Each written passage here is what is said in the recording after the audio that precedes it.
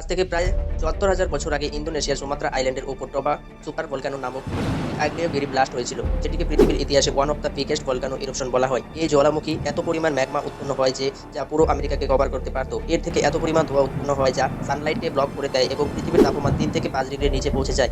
এই ইরপশন এতটাই ভয়ঙ্কর ছিল যে ধারণা করা যায় মানব এক্সটিংক্ট অর্থাৎ বিলুপ্ত হয়ে গেছিল এর কারণে। এক থিওরি অনুসারে এই ভলকানিক ইরপশনের পর মাত্র ১০,০০০ হিউম্যান জীবন্ত পাওয়া যায় আফ্রিকার এক কোনায়। এদের মধ্যে কোনো জেনেটিক ভেরিয়াবিলিটি অর্থাৎ জেনেটিক পরিবর্তনশীলতা ছিল যার জন্য তারা বেঁচে যায়। কিন্তু আজকাল জেনেটিক এভিডেন্সে বলা হয় আমরা যারা সার্ভাইভ করছি বা বেঁচে আছি আমাদের সবার অ্যানসাইন্ট অর্থাৎ প্রাচীন ওরাই ওই ১০,০০০ আফ্রিকান যারা প্রাণে বেঁচে গিয়েছিল। কিন্তু আপনারা কি জানেন এই ইভেন্টকে জেনেটিক বোটলনেক নাম দেওয়া হয় মানব ইতিহাসে। যদিও কিছু সায়েন্টিস্ট এই থিওরিকে অপোজড অর্থাৎ বিরোধিতা করেন, বাট এখানে কোনো ডাউট নেই যে এই ভলকানিক ইরপশন অর্থাৎ আগ্নেয়গিরির অগ্নুৎপাতের জন্য পৃথিবীর ইতিহাস বদলে দিয়েছিল। তো subscribe our channel for more videos. Thank you.